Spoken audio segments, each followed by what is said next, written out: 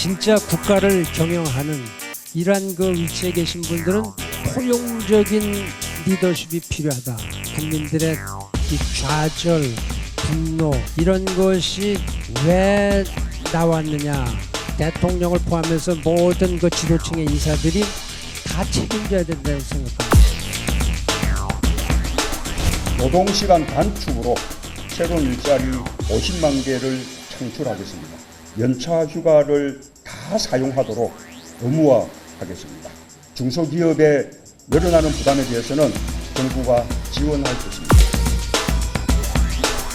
안과 문의 대결이 된다면 제가 문을 꺾겠습니다. 승리할 자신이 있습니다. 반기문 전 총장께서는 문재인 전 대표와 대결을 하면 이기지 못합니다. 설 지나서 출마 포기하실 가능성도 많다고 봅니다.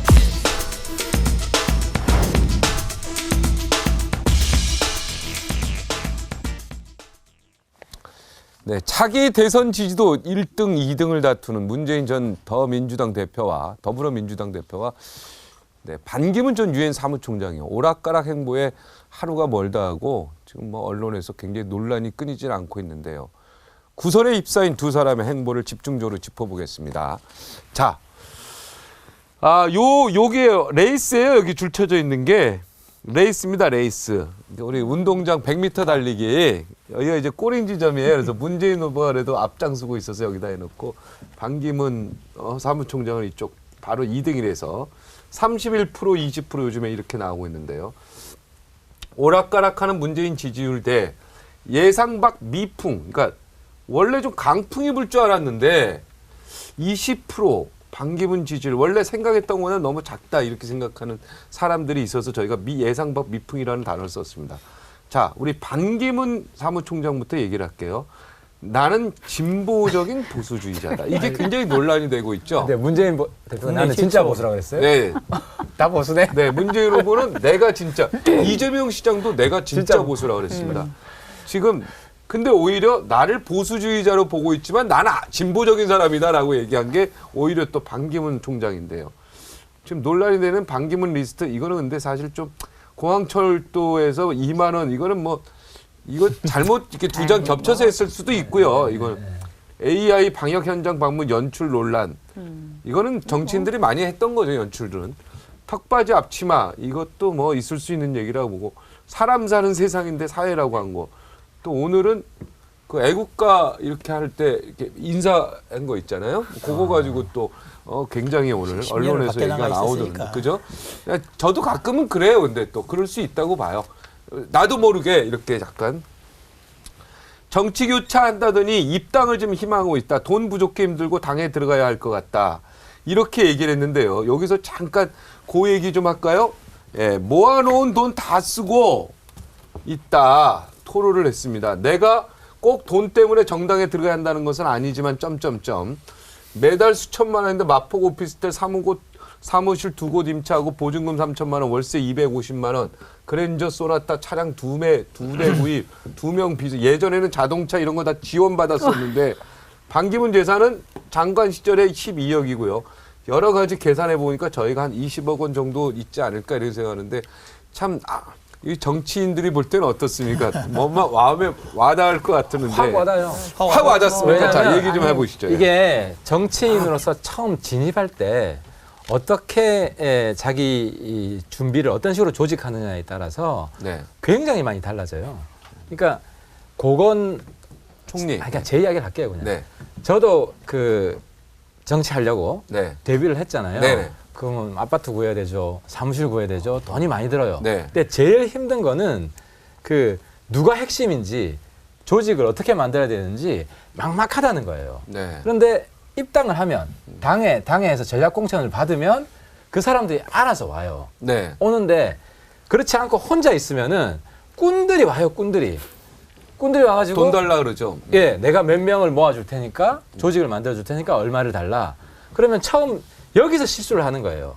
여기서 잘못 엮이면은 네. 약점 잡히는 것이고 계속 끌려다니는 정치를 하는 거예요. 그래서 지금 전 굉장히 인간적인 토로다. 그러니까 네. 이제 훈련이 안 된 프로 정치인이 아니에요. 프로 정치인이면 저런 이야기도 안 하죠. 네. 굉장히 아마추어고 엄청 힘들 거예요. 누구 이야기가 맞고 온 사람 이야기가 다 들어오고 네. 거기서 고건 전 총리는 드롭해버렸잖아.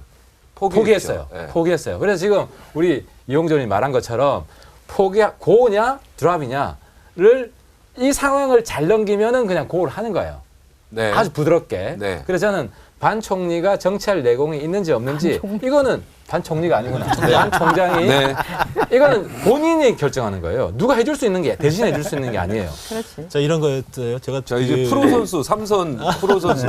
그러니까 저 상황이 이제 그 김해에서 제가 이제 저 때 같이 있었던 이제 치맥 파티에 참여했던 기자와 오늘 이제 점심을 같이면서 얘기를 좀 나눴는데 사실 기자들끼리 따로 이제 그 치맥을 하면서 이제 하루 일과를 좀 서로 이렇게 좀 위로하는 자리였는데 반 총장이 이제 거기 들르신 거죠. 그래서 자기들 생각에는 한 10분 정도 인사 정도 하고 그리고 갈 줄 알았다는 거예요. 그런데 거기서 반 총장이 직접 와서 저기 소주도 따라주고 그러면서 같이 치킨도 나눠 먹으면서 1시간 이상을 같이 가서 사실 거기 있었던 기자들은 굉장히 좋아했다라는 거예요. 그러다 보니까 이제 그런 자리가 되면 정말 이제는 무슨 후보로서 떠나서 기자들하고 이 정치인하고는 인간적으로 좀 토로할 때가 좀 많이 있잖아요. 네, 어제 거기서 그렇죠. 나온 얘기들이었었는데 비보도 전제예요, 그렇습니다. 사실 기자도 그랬기 쓰면 안 때문에 되는 거예요. 그래서 양심적이게 썼구나. 그래서 네. 저 자리에서 한 얘기는 상당 부분 본인의 그 인간적인 내면의 부분을 이야기했던 것이고요. 네. 이제 오늘서부터 다시 정제된 얘기들이 나오잖아요. 그리고 네. 저는 뭐 지금 반 총장이 드롭할 가능성이 있다라고 얘기가 뭐 나온다고 하는데 저는 정말 오히려 우리가 반 총장이 드롭하지 않도록 지지해 줄 필요가 있겠다. 왜요? 예. 적어도 지금 이 20% 이상의 지지율을 얻고 있는 그런 대권 후보자가 이런 인간적인 고민들 이런 것들 때문에 후보직을 포기한다? 이건 우리나라 역사적으로도 굉장히 불행한 일이 될 수 있어요. 그리고 이제 보수 진영 측의 입장에서 봤을 때는 반 총장이 굳건히 서져 있는 것이 보수 재건에 큰 역할을 할 거라고 보고 있고 그래서 그런 측면에서 봤을 때 만약에 반 총장님이 행여나 이제 그런 고민을 하고 있다면 뭐 주변에서 상당 부분 격려하고 그리고 함께 해줘야 될 그럴 필요가 있다 근데 생각합니다. 뭐 아직 적응이 안 되시는 거죠. 그렇죠. 그리고 저는 그 기자들이 치맥하는 데 가서 1시간 정도 있었다는 것도 아마 주변에서 누군가 얘기를 했을 거예요. 네. 왜냐하면 지금 언론에 비춰지는 반기문 전 총장에 대해서 그렇게 호의적인 기사들이 나오고 있지 않으니 기자들하고 조금 접촉을 좀 늘렸으면 좋겠다. 그게 편하게 이렇게 하는 자리가 있으면 좋지 않겠냐 해서 가서 일부러 그렇게 아마 대화도 좀 하신 것 같은데. 또 너무 또 나쁘게 얘기하시는 아니 거 아니에요? 나쁜 거 아니고 저는 그거 좋다고 봐요. 네, 왜냐하면 그리고 지금 이제 나오는 기사들이 약간은 조금 악의적인 기사들도 있고 하니까 그건 뭐 그렇게 하는 게 검증이죠, 나쁘지 검증. 않은데 그런 게 다 사실은 이미 정치권에 들어와서 계신 지금 대선 후보로 네. 뛰고 계신 분들은 이미 그런 검증들을 다 거친 거죠. 네, 네. 그 거친 환경 속에서 어쨌든 살아남아서 지금 저렇게 후보로 다 뛰고 계신 건데 거기다가 저는 또 하나 이제 느끼는 게 이분이 유엔 사무총장으로 10년 그 전에 외교부 장관 그리고 뭐 외교부 보좌관, 예. 청와대도 있었어요. 청와대도 있었고, 그러니까 본인이 직접 뭘 해보신 적이 없으신 거예요. 어찌 보면 다 만들어진 일정에 만들어진 자리에 가기만 하면 됐었었는데 이제는 지금 그게 아닌 게 아니라 정당이 어디 들어가 계신 게 아니니까 혼자서 뭔가를 누군가하고 이렇게 만나가지고 일정도 좀 짜야 되고 이것도 해야 되고 저것도 해야 되고 뭘 해야 되고 하는 그런 걸 하시는 게 여전히 아직은 적응이 좀 안 돼 있으신 거죠. 그래서 지금 아마 저기서 저런 얘기했던 것 중에 토로가 아주 나오지 전 않았나 중요하게 싶어요. 얘기했던 것이 돈 얘기하셔서 뭐 사람들이 뭐 그런 것도 모르고 들어왔느냐 뭐 이런 식으로 이제 또 뭐 지금 더불어민주당에서 네, 비판들, 추미애 대표가 예. 멋지 정당이 예. 현금 인출기인 줄 아냐 뭐, 얘기했는데 예, 그런데 요 싱크 한번 들어보겠습니다. 그러세요. 추미애 예. 대표. 예. 활동비가 필요해서 정당을 선택한다는 것은 정치 지도자에게 들어보지 못한 말이기 때문입니다. 어떤 정치 철학이 통한다든지 그런 기준이 아니라 정당이 무슨 현금 인출기도 아니고 필요에 따라 돈을 이유로 고르겠다 하는 것은 우리나라 정치 수준을 또 한 번 먹칠하는 상식 이하의 발언입니다. 이런 문제가 있어요. 이제 우리 황영철 의원님께서 반기문 조금 크게 얘기해줘도 좋습니다. 반기문 전 총장이 높은 지지율 받고 있다 했잖아요. 저기 표에 보면 20% 정도. 네. 그 지지율은 국민들이 반 총장에 대해서 아무것도 모르는 상태의 지지율이었다는 거죠. 백지 상태의 지지율. 네. 자, 그래서 지금 반 총장이 들어온 지가 한 10일 정도 돼서 10일 정도. 네. 네. 입당 문제만 하더라도 이래 됐어요. 들어온 지 한 4일 정도 됐을 때는 뭐 정당 같은 입당 같은 고려하지 않고 있다 그랬어요. 그 말 한 지 불과 4일 만에 어떤 이유, 경제적인 이유, 어떤 이유인데 입당을 하겠다 이런 말이 나오신 거예요. 지금 뭔 말이냐. 정치적 스케줄이라든지 정치적 문제에서 아무런 생각을 안 하고 살아오신 거예요. 지금까지. 그런데 그런 분이 대통령 대선 레이스에 뛰겠다 어불성설인 거예요. 지금으로 본다면은 좀 준비를 하고 오셨어야 되는데 네. 그 문제조차 준비가 안 돼 있는데 어떻게 끝까지 하시는지 근데 의문인 오히려 거죠, 의문. 저는 오히려 반기문 총장님이 상당히 솔직한 표현 아니에요? 사실 저기 대선 후보로 들어와서 정당에 있는 것도 아니고 네. 근데 본인이 캠프로 꾸려서 뛰는데 본인 돈이 많이 들어가는 거 저는 이거 굉장히 솔직한 고백이라고 생각해요. 예. 만약에 그것이 아니고 누군가로부터 지금 대선 후보로 뛰고 있는 사람들 중에 이렇게 자기 돈 들어가는 걸 솔직하게 얘기해 본 사람이 있어요? 아니, 그리고 저기 다른 사람들도 똑같이 얘기를 해서 그럼 대선 후보로 뛴 사람들 지금까지 그 활동비 또 보좌진들 어떻게 다 저 꾸려서 했는지 솔직하게 다 내놔보자. 이렇게 얘기할 수도 있는 거죠. 이러면 또 반 다른 데로 총장은 이제 던지고. 들어올 당시에 저는 정당 입당 고려를 않고 입당을 고려하지 않고 있다 이런 말을 했다는 게 문제라는 거죠. 그렇죠. 처음부터 들어올 때부터 언제 시점쯤이 되면은 정당 입당을 고려하겠다 말을 했으면은 그럴 수 있다 하는데 정당 입당 고려하지 않고 있다 하다가 갑자기 4일 만에 말을 바꿔 입당한다 그러면은 전혀 고려되지 근데 않고 저는 제가 준비되지 드리고 않았다는 싶은 거죠. 얘기 이거예요. 네. 저게 네. 이런 부분들 발권기 그다음에 뭐 생수, 연출, 턱받치 제가 볼 땐 이거는 그냥 사소한 문제인데 사소한 소리예요. 네, 넘어가야 돼 이런 네, 거. 넘어갈 수 있는 문제예요. 근데 저는 뭘 크게 보냐면 인천공항에 들어오는 순간 사실은 지금 우리 국민들이 몇 달째 고통을 받고 있는 게 어디 가야겠어요? 박근혜 대통령 실정이에요. 대형 사고 친 거. 최순실 박근혜 이 게이트 농단 때문에 우리 국민들이 얼마나 불안해하고 마음 아파하는 거. 그 부분에 대해서 명확하게 비행기에서 내리는 순간 첫 일성이 그 얘기가 나와야 돼요. 그렇죠. 아무 얘기가 없잖아요. 그리고 엊그제 통화해가지고 잘 대처하시- 넘기세요. 잘 대처하세요. 대처하라고. 이게 뭡니까? 거기에서 국민의당이 굉장히 화가 났죠. 아니 그러니까 도대체 이분은 누구를 바라보고 정치를 하는 겁니까? 쓰러져가는 박근혜 대통령을 바라보고 정치를 하는 겁니까? 아니면 국민들의 마음을 바라보고 정치를 하는 겁니까? 당신이 바라보는 대상은 도대체 저는 뭐 김경진 의원님이 저기 당은 다르지만 네. 그 부분에서만큼은 100% 동의합니다. 이거 먼저 얘기가 없고 네, 저는 이제 돈 문제 관련해서 오히려 반기문 총장 좋게 봤어요. 왜냐하면 두 가지 메시지인데 때묻지 않았어요. 저런 이야기를 한다는 것은 기성 정치에 오염이 되지 않았다는 거를 지금 이야기해주고 있어요. 하나. 그리고 돈 때문에 걱정이 많다는 것은 또 다른 측면에서는 부정한 돈을 받고 있지 않다는 거예요. 그리고 받을 의사도 없다는 거예요. 그렇죠. 예를 들어서 돈 문제가 해결이 되고 있잖아요. 그런 돈을 받아서. 그럼 돈 걱정이 없어요. 네. 그러면 돈 이야기 안 나오는 거죠.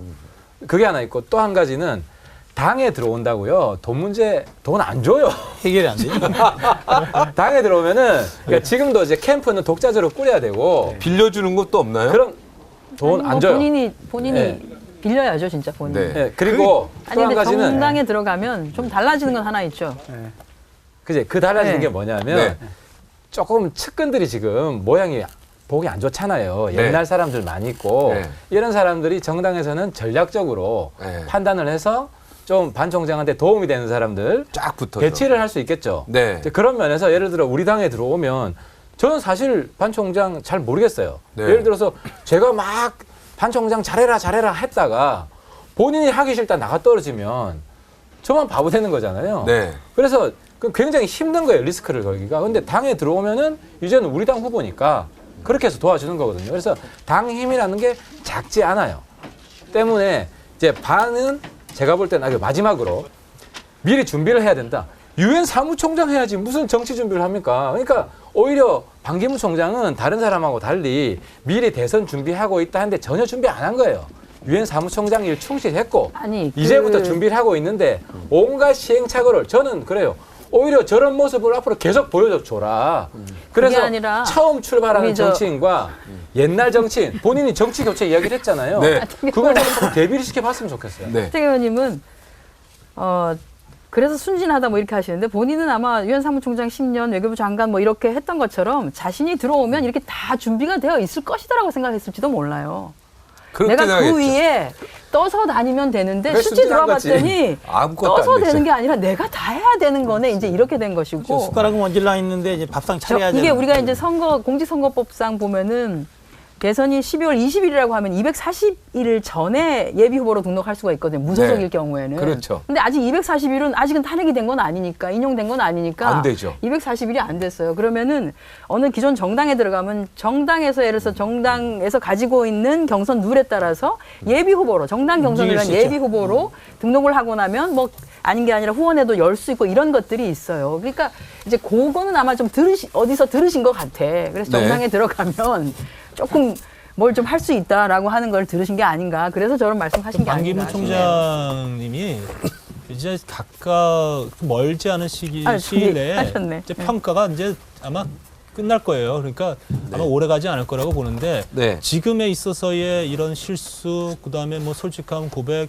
뭐 이런 부분들은 지금은 이해될 수 있을 거예요. 네. 근데 조금 더 이런 부분이 좀- 이어지면 아마 그때 반 총장에 대한 지지가 상당 부분 거품이 될 것이고 거품을 꺼질 것이고, 그게 아니라 지금의 이런 부분들을 딛고서 새로운 정치인으로서의 리더십을 보여주게 된다면 지지도는 급상승할 수 있다. 네. 이 두 가지 기로에 서 자, 있다고 반기문 총장 안에서 두 가지 질문을 드릴게요. 네. 먼저, 자, 입당하겠다고 합니다. 자, 어느 당에서 받으시겠습니까? 자, 국민의당부터. 얘기가 훨씬 적극적인 것 같은데. 아, 국민의당. 아니 저희는 네. 몇 가지 조건이 있어요. 네. 첫째, 국민의당의 정강 정책, 뭐 특히 경제 정책 이런 부분에 대해서 철저하게 받아들이고 인정하겠다고, 또 검증까지 받겠다고 동의를 해라. 아니, 그러니까 일단 사실은 알겠네. 거기 계셨을 때는 국민의당에서 무조건 우리 당으로 일단 와야 알겠네. 된다 했잖아요. 그런 조건 안 걸었잖아요. 누가 그랬어? 아, 그때 박지원 대표도 국민의당 다 에이. 그랬죠. 근데 대표 그랬어요. 생각하고 달라요. 내가 안 보니까 그랬어요. 대표 안 생각을 그냥 그랬습니까? 들어오면 안 된다는 무조건 건데. 국민의당으로 와라 이렇게 안 했습니까? 그런 얘기 없었어요. 아, 내 기억이 잘못됐나요? 기억이 잘못된 거예요. 이런 조건을 걸었었나요? 그다음에 첫째가 네. 그렇고, 두 번째가 뭐냐면, 자, 본인이 아까도 얘기했지만 박근혜 정부 실정에 대해서 명확한 입장을 내놔야 돼요. 네. 그게 두 번째고, 세 번째는 최근에 한 3, 4년 동안 은근슬쩍 박근혜 대통령이 자기 후계자로 대통령 후보로 세우려고 하면 그 배에 올라타서 그냥 이렇게 꽃가마 타고 그냥 이렇게 가려고 그랬어요. 네. 자기 행태에 대한 철저한 반성이 있어야 돼요. 야, 굉장히 조건 까다로워요. 이렇게 거의 조건 불가능하다고 봐요.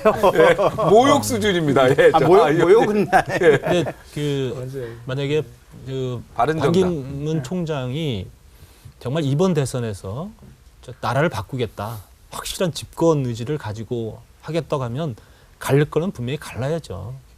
그래서 밟고 넘어갈 부분이 있으면 밟고 넘어가야 돼요. 네. 예, 그렇게 돼야만이 되는 것인데, 그런 것이 아니라 밟고 넘어가려는 것이 아니라 지금 살짝 보여주는 것은 뭐 안 밟고 슬쩍 뭐 디디고 넘어가려고 그러는 게 보여져서 저는 그런 부분은 굉장히 뭐 논란이 있을 수밖에 없다고 보고 있고요. 제가 정치 교체 못 이뤄요. 그러면 정치 교체하겠다 그러면 선명하게 교체할 수 있도록 해야죠. 제가 말씀드리고 싶은 것은 바른정당에 들어오면 막지는 않겠으나 네. 추대는 없다. 추대는 없다. 경선 치열하게 해야 됩니다. 근데 이 경선이 본인은 지지율이 높지만 네. 경선 과정에서 역전이 충분히 가능해요. 네. 실제로 국내 정치 잘 모르시잖아요. 네. 여러 가지 실수 많이 하시잖아요. 우리 당의 지금 유승민, 남경필 굉장히 훈련이 되신 분들이에요. 그래서 TV 토론 막 해가지고 반 총장이 떨어질 수도 있어요. 그래서 바른정당에서도 들어오는 게 만만치 않다. 갈 데가 그러니까 없네. 아시고 들어오세요. 야, 이 입장이 좀 많이 연일 만에 많이 바뀐 것 저는 같아요. 저는 예. 저는 지금 반기문 총장과 그 지금 캠프 지내다가 정말 진지하게 얘기하고 싶은 것이, 네. 반기문 총장은 어쨌든 보수 진영의 후보예요. 네. 그럼 보수 진영의 후보는 본인의 대선 승패를 떠나서 이 처참하게 무너진 보수를 갱신해야 될 의무도 같이 시대 정신으로 가져가야 되는 거예요. 그거를 반기문 총장이 견인해내는 역할을 해야 되겠죠. 근데 그것이 아니라 본인만 어쨌든 대선에서 유리하게 국면을 받아가겠다? 그럼 결국 그것이 전 패인이 될 거라고 보고요.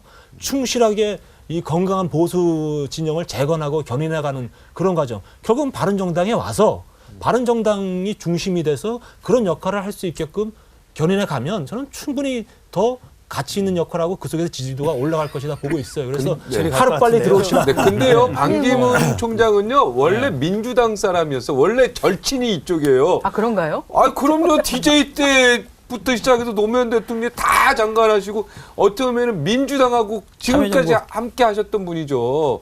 제가 그때는 현장에 옆에 있어서 아니, 그렇지. 그 정당에 네, 입당하는 물론 이제 생각은 거는, 보수적이고 네. 하지만 가장 가까웠던 게 민주당이었어요. 정당에 입당하는 거는 본인 의사예요. 민주당으로 네. 가실 수 있어요. 제가 볼 때 아니, 뭐 다시 오실 수 있죠. 초심으로 가서. 네, 오실 수 있죠. 뭐. 네. 네. 민주당에서 환영입니까? 아니 뭐 오실 수는 있어요. 아, 네. 환영이냐고요? 아니 뭐 오실 수 있죠. 아, 그냥 환영은 환영은 아니고. 안 하시지.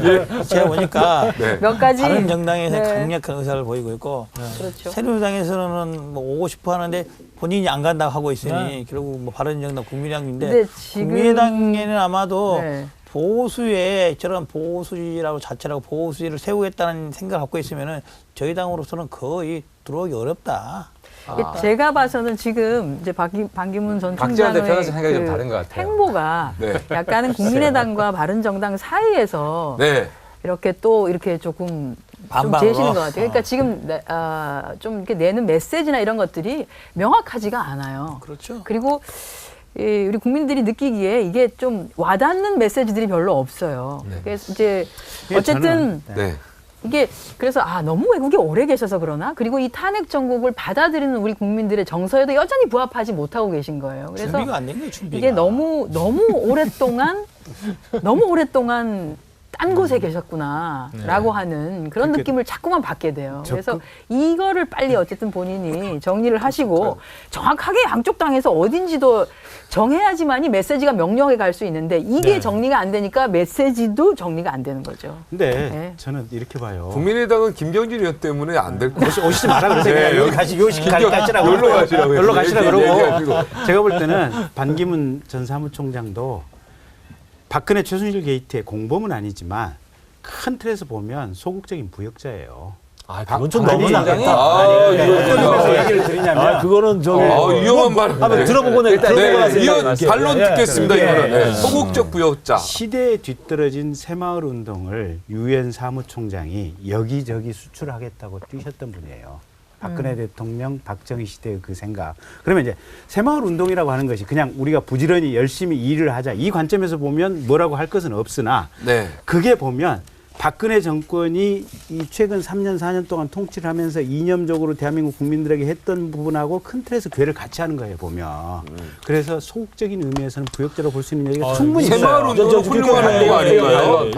일단 저기 분석자 제가 자, 황 의원부터. 네, 우리 지역에 계신 우리 저기 새마을 가족들을 대신해서 네. 지금 새마을 운동을 시대에 뒤떨어졌다라고 얘기하는 것 이거 정말 동의할 수 없어요. 이게 이제는 새마을 운동이 이제 자생적인 그런 운동이 되었고 이제 그분들이 지역에서 얼마나 헌신봉사하고 있는지 이제 김경진 의원님도 잘 알고 계시잖아요. 그래서 그거를 뭐 이렇게 동의해주고 이제 이랬다 해서 거기다가 또 더 나가서 또 뭐 이 최순실 부역자 뭐 이렇게까지 얘기하는 거는 정말 물론 굉장히 좀 양심적인 편으로 이런 거예요. 그러니까 네. 굳이 얘기를 하자면 네.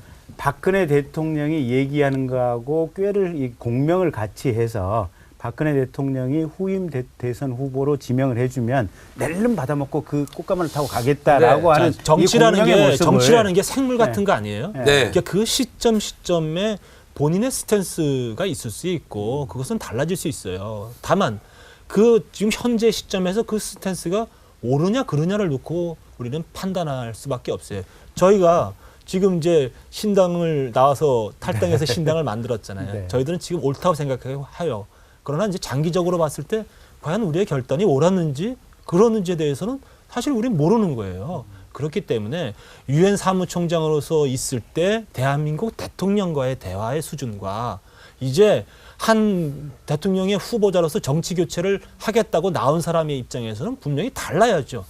분명히 메시지도 달라야 되고 행동도 달라야 돼요. 근데 그런 부분들을 이제 반기문 총장이 빠른 시일 내에 제자리를 찾고 보여줄 것이냐 말 것이냐 이거에 대한 국민적 평가가 있을 거라고 보고 그것을 못 바꿔내면 실패할 수밖에 없어요. 제가 안타까운 것 것은 같은데. 박근혜 대통령한테 굉장히 원망스러운 것은 이번에 박근혜 대통령의 잘못으로 박정희 대통령의 잘한 유산까지도 모두 다 부정당하는 그 시대가 완전히 부정당하는 이런 악영향이 있어요. 네. 근데 새마을 운동은 지금 아프리카나 네. 아시아, 라틴 아메리카 걔네 쪽에서 발언 한 번 해서 지금 새마을 아메리카 쪽에서 주제 빨리 가야 되는데 굉장히 모범 사례로 좋아해요. 네. 그리고 국내 와서 교육을 받고 있고 네. 제가 이제 그런 사람들 만나가지고 네.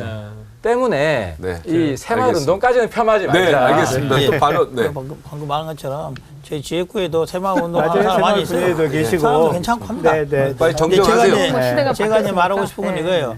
반기문 총장이 1970년대에 임고시 학교에서 그때부터 공모장 했다고 했습니다. 근데 우리가 알고 있는 70년대, 80년대, 90년대, 2000년대, 2010년도까지 여러 가지 역사적 사실들이 있었잖아요. 또 그렇다고 한다면은 그중 어느 하나에 대해서도 멘트가 있었어야 했나요? 예를 들면 민주화 운동에 대한 멘트라든지 독재 시절에 대한 반성이라든지, 예? 아까 말한 대로 하태경이 말한 대로 황희철 의원이 말한 것처럼 이번에 국내에 들어왔을 때 세월호라든지 아니면 촛불 민심이라든지 무언가에 대해서는 멘트를 준비를 해갖고 와야지만이 대선 후보, 국민을 대변할 수 있는 사람이 되는 건데 아무런 준비도 없는 아무런 메시지 없는 맹탕 후보가 되었고는 어렵다. 그러니까 네. 안철수 저는 뭐- 대표의 전철을 밟을 가능성도 있어요. 안철수 대표 굉장히 떴잖아요. 네. 근데 정말 준비가 안 돼가지고 계속 깎아먹고 하다가 근데 이번 총선 때 다시 결단 잘해가지고 떴잖아요. 근데 네. 상당한 시간이 걸렸어요. 근데 네. 저는 반기문 총장이 생물학적으로 안 대표보다 연령도 많고 네. 더 빨리 적응할 수 있을 것인가 그건 한번 보고 네, 싶은데 그거 제가 다음 질문을 드리고요. 자, 반기문에 거의 문 닫았다. 박 전 대표가 대표됐어요, 국민의당. 그죠? 그렇죠. 꽃가마 태워갈 줄 알았더니, 유엔 사무총장 시절에는 서로 데려가려면 내가 분명히 기억하는데, 이제 여러 가지, 여러 가지 실수한 다음에, 또 이인재 의원은 반기문 새누리당 입당 외에는 대안이 없다. 예, 바른정당은 아직 생각이 있는 것 같은데. 자, 반기문 러브콜 할 생각 없다. 임명진 위원님. 그리고 정우택 의원. 반 입당은 개인 문제이다. 새누리와도 검증이 필요하다. 여기 지금 새누리당 아닙니까? 정우택 의원. 그죠? 새누리도 검증이 필요하다. 그냥은 못 온다 이거네요. 이러면요. 여기 바른정당 없네요. 반기문 저기 총장 입장에서는 굉장히 머리 아플 것 같은데 자 싱크를 한번 들어보겠습니다. 각 당 대표들 얘기하는. 반기문 씨 없으면 큰일 난다. 그건 아닙니다. 침 흘리고 우리가 러브콜하고 그 생각 없습니다. 귀국 후 그분의 정치적 이념이나 이러한 검증 관계를 볼 때 우리하고는 아무래도 거리가 멀어지고 있다. 반기문 총장이 바른당으로 오던 오지 않던 필연적으로 대결은 해야 한다고 생각합니다. 그러나 우리가 굳이 오십시오 하는 것은 공당으로서 별로 이렇게 좋아 보이지는 않습니다. 이제 완전히 저렇게 되면은요. 혹시 드럼 얘기도 그러니까 포기하는 거 아니냐 이런 얘기도 있지 않습니까? 아까 김기춘 실장하고 조윤선 장관 내일 구속영장 치고 5일 후에 국비로 식사한다고 했지 않습니까? 네. 자, 이건 어떻게 예언하십니까? 또 우주의 기운을 모아서 한번 한번 해보세요. 미래를 한번 예측해 볼까요? 예. 구정 직후쯤 해서 그냥 조금 여생을 좀 편안하게 사시겠다라고 얘기가 나올 것 같은데. 아직 공식 출마 선언을 안 했으니까요. 네. 저는 생각이 다른 게 구정 직후에 포기할 것이다. 이분이 체력이 너무 좋아요. 제가 보니까 저 많은 일정을 그러니까 체력이 좋다는 것은 에너지가 많고 그렇죠. 욕심도 많다는 거예요. 그리고 또 본인은 그 적응력이 뛰어나요. 그러니까 기름 장어라는 별명이 딴 데 붙은 것이 아니라 새로운 상황이 발생했을 때 잘 적응하고 지금 저 욕 듣는 거 있잖아요. 욕 듣는 것을 개인의 성찰적인 자산으로 소화를 하면 본인이 또 정치인으로 새로 태어날 수 있는 거예요. 근데 여기서 한 가지 문제는 지금 반기문과 같이 가는 그룹이 생각하는 것은 개헌이라는 거거든요. 혼자 가겠다고 생각하는 것이 아니라 우리는 팀으로 가겠다는 생각이 기본적으로 깔려 있어요. 그 부대에 박지원 대표도 있는 것이고 바른정당의 많은 부분도 개헌을 해야 된다고 생각하는 것이고 그렇게 되면 저는 반기문 후보가 이제 후보가 되면 연립정부 구상을 내어놓아도 된다고 봐요. 그러면은 이 연립정부에 우리 김경진 의원께서 하신 여러 가지 조건 있잖아요. 비전. 비전들에 대해서 합의를 하고 그러면은 결국은 반기문이 끝까지 가는 그림이 될 수가 있다. 근데 문제는 문제는 그런 결단을 빨리 내리는 게 반기문이 이것을 하는 건 본인의 내공이라는 거죠. 근데 반기문 네. 좀 먼저 아까 아니, 계속 그러려면 밀리시니까 그게 먼저 아니라 하시게끔. 네. 본인이 그러면 진짜 빨리 결단을 하는 것이 어느 정당이든 정당에 몸을 담고 그 정당의 이념과 정책 스펙트럼과 이것을 받고 거기에 맞게끔 움직이는 것이 낫다. 저는 뭐 지금 청년들을 향해서 던지는 메시지도 노력을 더 해라. 그다음에 일자리가 없으면 자원봉사라도 이거는 진짜 너무 정제되지도 않고 너무 현실 모르고 네. 대한민국 청년들은 뭐 아무것도 안 하고 그냥 뭐 감 떨어지기 기다리고 있나.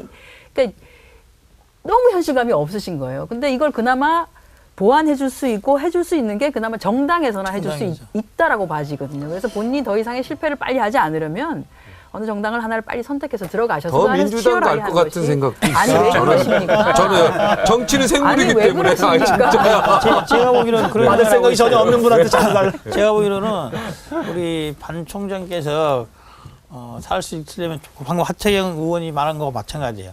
개헌을 매개로 해서 움직일 수밖에 없어. 그렇게 한다면은 국민의당이나 바른정당보다는 더불어민주당에 있는 김종인 의원과 모종의 의사 연락이 있어야지만이 발판을 마련할 수가 있다. 아, 그리고 더 민주당으로 가는 거예요? 가든 안 가든 아니면 네, 가든 안 가든. 뭐 김종인 의원 일파 또 김종인 의원이 탈당해서 나오든. 네. 그게 되어야지만이 설 자리가 있을 것이다. 저는 그렇게 봅니다. 이제 반기문 총장이 이제 지금까지 정치를 안 했던 분이잖아요.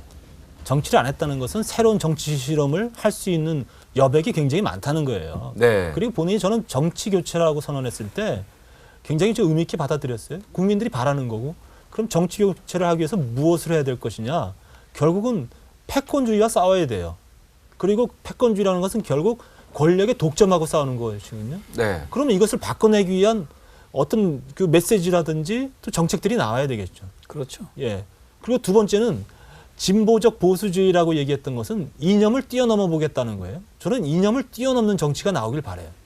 그걸 결국 그런 메시지들을 내놔야 되죠. 또 세 번째는 뭐냐면 지역주의를 극복해야 돼요. 그 지역주의를 극복하기 위한 노력들을 해야 됩니다. 그러니까 지금 이제 며칠 동안은 계속 뭐 주어진 스케줄에 따라서 현장 방문하고 사람 만나고 하는 걸 했지만 이제 자기가 생각해왔던 것들을 국민한테 내놓고 그런 걸로 승부를 이제 걸어야 될 때가 됐다고 봐요. 그럼 그 시점에 그것을 가장 뒷받침해 줄 수 있는 정당이 어느 정당이냐? 혼자서는 안 되는 거예요. 지금의 캠프 가지고는 도저히 그런 것들을 뒷받침할 수가 없어요. 그래서 저는 이제 이번 설날 전까지 뭐 상당히 고민을 하고 그리고 설날 이후에는 결단을 내놔야 된다고 생각하고요. 시간이 얼마 솔직히 말해서 조금 빠르게 결정할 수 있다면 24일 날 저희 바른정당이 창당하는데 네. 창당 전에 같이 들어와서 바른정당이 그래도 가장 적극적이네요. 저는 적극적으로 해야 된다고 봐요. 그런데 반기문 총장이 아까 김기진 의원 말씀하셨지만 정말 잘못한 게 대통령하고 통화할 때 하야하라고 말씀하셨어야 돼요.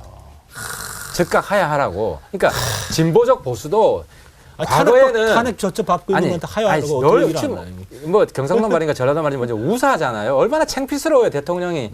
그냥 다 내려놓으시고 그리고 진보적 보수라는 것도 지금 시기에 안 맞아요. 보수라는 걸 고집하고 싶으시다면 혁명적 보수를 해야 돼요 지금. 보수 완전히 판가리를 해야 돼요. 지금 새누리당에서 일어나는 거 보세요.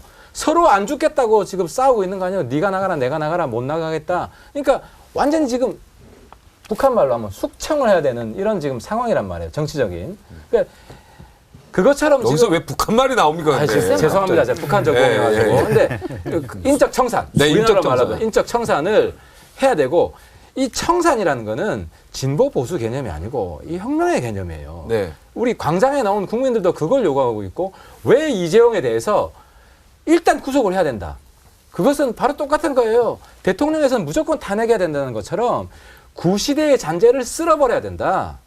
그리고 쓸어버리는 그 첫 단추로서 바로 이재용 구속이 나오는 거예요. 이게 국민의 열망인 거예요. 네. 그래서 반기문 총장은 지금 민심을 너무 모르고 있고 아직도 외교하듯이 정치하고 있다. 이건 뼈저리게 반성해야 된다. 하 의원이 옆에 딱 있으면 될 것 그러니까 같아요. 하 의원 말이 맞는 게 반기문 전 사무총장 생각은 세력들하고 연합해서 어떻게 보면 가보겠다 이 생각 이상도 아니고 이하도 아니에요. 그렇죠. 아무 의미가 없어요. 근데 지금 반 총장한테 부족한 거는 사람도 부족하지만은 시간이 부족한 거예요. 시간. 만약에 대선이 올 12월 달에 있다. 그러면 지금부터 차근차근 준비해 가도 갈 수 있을 거라고 봐요.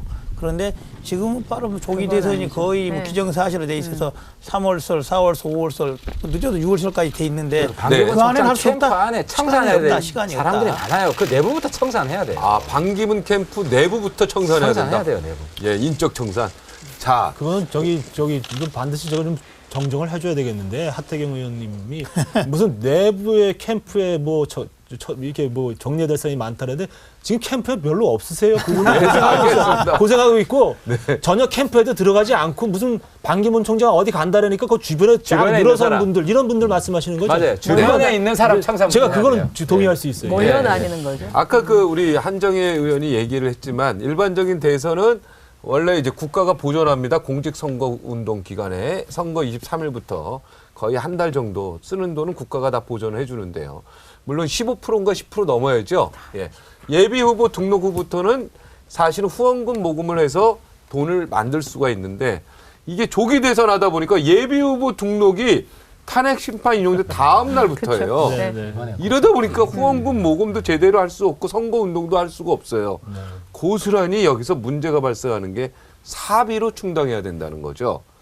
2012년 대선 경선 비용에서 박근혜 후보가 공식적으로 쓴 돈이 경선 비용에서만 12억 원. 그리고 문재인 후보가 공식적으로 쓴 돈이 7억 원입니다. 사비 플러스 후원금으로 쓴 돈인데요.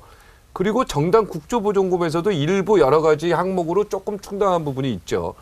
그런데 소속 정당조차 없으면은 개인 출혈이 클 수밖에 없는 이 상황에서 과연 버티기가 쉽지 않을 것이다. 그렇죠. 이런 이야기가 나오는 거죠. 아니 소속 정당이 있으면 소속 정당의 경선을 위해서 예비 후보 캠프를 차릴 수가 있거든요. 그때부터는 후원을 받을 수가 있어요. 네. 근데 지금 뭐 당에 안 들어가 계시니까 그것도 안 되시는 거죠. 네. 이번에 저희가 이제 없었던 일이 일어나니까 이게 법적으로도 굉장히 이제 시스템 자체가 미비하게 되어 있는 것들이 있어요. 그래서 그런 부분들은 저기 새로운 또 저기 이 수정도 좀 있어야 될 것 같다는 생각이 들어요. 아, 난 두 분 선거운동한 것 중 이분들은 두 분은 이제 검사 출신인다가 초선이라서 이 과정을 충분히 겪었고 또 이분들이 맨날 뇌물죄 뭐 이거 전부 두들기고 구속시켰던 사람들인데 누가 돈 주는 거 함부로 받지도 않았을 거고 어떻게 하셨습니까? 본인의 이 선거할 때 지금 굉장히 마음에 와 닿죠? 김경률이요. 열심히 해야죠. 열심히 해야 되는데. 네, 돈 문제 어떻게 했냐고요? 아니 그러니까 어차피 원래 또 검사 출신들이 저기 정치권에 나오면 돈 문제는 제가 뭐 거기 뭐 사람들 못 살게만 했던 것이 아니라 여러 가지로 또 인간적으로 배려한 분들 이런 분들이 또 후원도 잘 해주셔요. 선거는 돈을 가지고 솔직히요. 딱히 해결되는 건 아니에요. 돈을 쓴다고 해서 지지율이 오르는 것도 아니고 돈을 쓴다고 해서 인지율이 오르는 것도 아니에요. 그러니까 선거에 돈이 들어갈 수밖에 없다고 하는 것이 상식인데. 좀 빠져나가지 마시고. 아니 진짜요. 아니, 근데 제가 볼 때는 진짜 맞는데. 아니 김의원은 저는 저 말에는 전적 김경률 말은 전적. 나도 동감하는데 이제는 이제 돈에 이제는 돈으로 표를 살 수 있는 동의 안 해요? 제가 동의 안 하는데 공천을 받는데 우여곡절이 별로 없으셨고 그렇죠. 제가 처음에 그러니까 공천 받기 전까지 그러니까 예비 후보 등록 전까지 돈이 많이 들어요.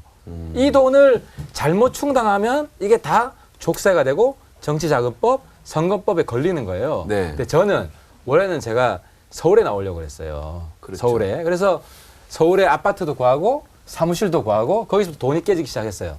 근데 갑자기 당에서 부산이 위험하다. 부산을 내려가래요. 그래서 처음에 낙동강 벨트. 당이 시키니까 내려갔죠. 근데 또 당 내부에 막 공천 싸움하다가 또 안 됐어요. 거기도 아파트를 구하고 사무실을 구했어. 그것도 청산해야 되잖아요. 그러고 나서 이제 마지막에 어떻게 이제 된 거예요. 지금 있는 제 지역구에. 그리고 또 제 고향으로 갔어요. 결국은 제 고향으로 갔어요. 저는 제 고향에 못 갈 줄 알았는데 저는 너무 신인이어서. 근데 이 돈. 제가 서울에 있으면서 낙동강으로 가서 쓴 돈. 이게 다 빚이에요. 별 직업도 없었잖아 그때. 다 빚이에요 이게. 이게 다 빚이고 지금까지도 남아 있어요. 빚이 남아 있죠. 빚이 남아 있어요. 그래서 반 총장도 저는 저게 인간적으로 굉장히 와닿는 거예요. 그러니까 이번에 저한테는 점수 땄어요. 다른 사람한테는 아마추어로 보였는지 모르겠지만 저렇게 현실적인 판단을 해야 저기서 사람들은 정치적으로 머리 굴리잖아요. 아 그러면 나 당에 안 들어가고 내 주가를 올리려면 검은 돈을 받아야 돼요. 근데 그러지 않으니까 검은 돈을 받기가 쉽지가 않죠. 솔직한 얘기가 좀 됐으면 진짜 이거 돈 때문에. 아니 근데 사실은 자기 집 팔고 저당 잡고 해서 선거운동 해야 되는 거예요. 아, 이번에 저당 잡혔어요? 네, 저도 어쨌든 예전에 잡았죠. 굳이 얘기를 안 하겠는데 네. 정치인들이 얼굴은 멀게고 훤해 보이긴 하지만 속으로 골병든 사람이 한둘이 아니에요. 그래도 우리 돈 때문에. 김경진 의원님은 그래도 선거 나오기 전에 총표에 많이 나와 스타가 돼 있어서 네. 선거운동 쉬웠어요. 얼굴도 이미 1등 했잖아요. 전국 투표 1위. 예. 저 같은 경우는 그렇지 못해가지고 재선 때부터 좀 수월해요. 그러니까 수월해요. 다음엔 좀 저도 돈 별로 안 수월해지게. 들어요. 이영주 의원 좀 얘기 저는 좀 이제 해주세요. 같은 경우는 이제 변호사를 3년을 했습니다. 3년. 아, 벌어가면서 벌어가면서 썼는데 이제 집사람이 입이 이만큼 나오는 거죠. 이제 벌어서 예전에 갖다 주더니 안 갖다 준다. 네. 그리고 선거에 출마하는 변호사들은 선임료도 비싸게 못 받아요. 그렇지. 싸게 받아야 되고 네. 그것도 잘 안 줘요. 그렇죠. 설마 나를 고만하겠어 이래가지고. 그 명예와 돈을 두 개 네. 다 하겠다는 것 그렇죠. 자체가 잘못된 생각이죠. 우리 한정희 의원은 비례도 하시고 지역구도 하셨는데 확실히 다르잖아요. 비례하고 지역구는 다르죠. 이제 비례는 한반도와 그 부속 도서를 지역으로 하고 있고 네. 지금은 이제 강서병을 지역으로 하고 있기 때문에 완전히 다르죠. 어땠어요 이번에 이거 돈의 전쟁에서? 아니 저도 이제 조금 대출 받아가지고 쓰고 또 힘들었죠? 이렇게, 예, 그렇게 뭐 다 비슷할 거예요 아마. 그래서 돈 문제로 마음고생 많이 네, 해요. 말을 안 해서 다들 뭐 그렇지. 비슷하고 그러니까 뭐 동생한테도 돈 벌리고 뭐 네. 이런 식으로 해서 하기 때문에 후원금 상한제는 좀 없애야 된다 이런 목소리도 있는데 동의하십니까? 아니 근데 그거 없애면 또 안 될 것 같아요. 저는 네. 저는 내용을 오히려 참고해요. 후원금이 지금 이제 어떻게 돼 있냐면 이제 10만 원씩 내면 다시 이제 그 이제 세액공제를 다 해주잖아요. 이제 이렇게 해서 이제 걷어들이는 것을 다시 이제 환급을 해주는데 그게 굉장히 많아요 비율이. 네. 그래서 한도를 어차피 그거를 세금으로 좀 환급을 한도를 해주니까 10만 원이 아니라 그거를 20만 정말 원 오히려 하면 돼. 의정활동비로 투명하게 쓸 수 있게 나중에 저희들이 정확하게 또 정산하면 되니까 이제 그런 방법으로 좀 개선할 필요는 있다. 그래서 액수는 좀 상향할 필요는 있다 이렇게 보죠. 2억인가 그러죠 지금. 1억 1억 5천인가. 뭐 저는 좀 더 바라는 부분이 있다면 지역구가 여러 개 군이 너무 포함된 크잖아요. 지역 네. 이런 너무 지역들은 좀 넓으시네. 구분해서 했으면 좋겠다. 화영철 의원은 특별히 올려야 돼요. 여기는 여기 지금 4개군이면 5개. 5개. 네. 사무실이 각각에 보통 하나씩 둬야 돼요. 왜냐하면 네. 안 두면 우리 지역만 차별하냐. 네. 제가 2개를 써봤거든요. 네. 2개만 써봐도 비용이 1억 많이 5천 가지고 안 돼요. 그렇죠. 예. 야. 그래서 그러니까 후원금은 좀 상향 조정할 필요가 있다. 그런 것도 포함돼 가지고 좀 법 개정을 해야 될 것 같은데 저희가 오늘 이거는 좀 야심차게 준비를 했습니다. 이게 이제 그 우리 동네 시장 도지사는 대선 출마 중인다. 이분들이 지금 현직이거든요. 그렇죠. 그러다 보니까 사실은 어차피 대선에 또 활동을 하다 보면 아무래도 또 자기 그 도정이나 시정에 좀 문제가 있지 않을까 이런 우려를 했던 거예요. 오늘 다 취재를 해봤는데 가장 활발하게 뛰시는 분들이 이제 이재명, 남경필 도지사 이런 분들이 굉장히 활발하게 뜹니다. 모든 촛불 집회에 다 나가시고요. 이재명. 저희가 날짜까지 다 뽑아봤는데요. 예, 이게 근데 이 날짜까지 다 뽑으면서 와 굉장히 전국적으로 많이 다니시는구나 이런 이제 느낌을 좀 받기는 받았습니다. 이재명 성남시장 같은 경우는 뭐 1월 10월 16일, 11월 16일, 11월 19일, 11월 26일, 12월이 쫙 나오는데 성남 촛불 집회는 참석을 안 하지만 같은 날 광주 촛불 집회는 갔어요. 네, 이런 약간 좀 이해하기 힘든 일정도 굉장히 많으시고 박원순 시장도 보면은 1월부터 11일, 13일, 15일, 18일 전국을 다 다니십니다. 전라북도, 광주, 부산, 창녕, 광주. 죄송합니다. 남경필 도지사도 마찬가지고. 다만 이제 안희정 충남도지사는 그나마 활동이 굉장히 이렇게 상대적으로 좀 적었던 거. 저희가 이제 다 전화를 해봤는데 이제 안희정 도지사는 도정이라고 겹치면 무조건 움직이지 않았다라는 어떤 원칙을 세우고 움직였었던 분이어가지고 여기 딱 같이 껴놓긴 좀 했는데 어찌됐든 아무래도 현역 지자체 단체장은 아무래도 여러 가지로 이제 스트레스를 더 많이 받을 것 같다는 생각입니다. 정상적인 시정 활동은 모두 다 하면서 시정 공백 없다 최선 다할 때 전혀 지장 없다는데 이 전혀라는 단어는 사실 국민들이 좀 이해하기가 좀 쉽지 않죠. 경선 시작되면 직무대행 체제로 전환된다. 종횡무진 전국 누비며 각종 인터뷰 행사 참여하기 때문에 여러 가지 어떻게 보면 돈도 좀 들 수밖에 없지 않느냐 이런 생각입니다. 사실상 대선 운동이고 비용은 어떻게 조달할까? 그리고 데리고 다닌 비서진, 식사감, 차량 유지비 등이 혹시 도정이나 시정 거기서 쓰는 건 아니냐? 이런 또 굉장히 의구심도 있습니다. 자, 우리 하 의원부터 그러면은 아주 예리한 지금 처음 나오는 네, 저희가 문제제기죠? 자체적으로 창의적으로 저희가 만든 겁니다. 그죠? 저기는 새로운 법 제정도 필요할 수 있다고 봐요. 네, 왜냐하면 이게 사실은 문제가 되죠. 그렇죠. 왜냐하면 반기문 총장 그 돈 얘기하면서 그렇다면 이분들은 지금 어떻게 하고 있을까 이런 생각을 좀 해봤습니다. 의혹을 제기해 보는 거죠. 네.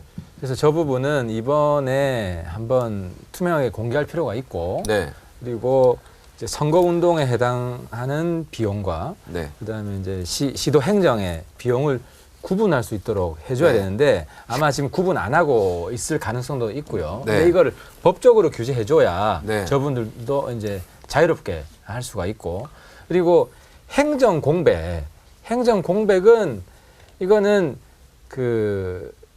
이건 비판받을 수밖에 없다고 생각이 됩니다. 그리고 저분들은 또 그 다음 재선, 3선 도전을 하잖아요. 거기에 의해서 심판받을 수 있다는 생각이 들고 근데 만약에 저분들 대선 그렇다고 굉장히 큰 제약을 가하면 네. 또 나라를 이끌 그런 지도자군에서 손실일 수도 있기 때문에 이 부분은 국회 내에서 정말 한번 머리 맞대고 네. 논의할 필요가 예리하게 있을 것 이걸 같습니다. 한번 고민할 필요가 있겠다 이런 생각을 좀 해봤어요.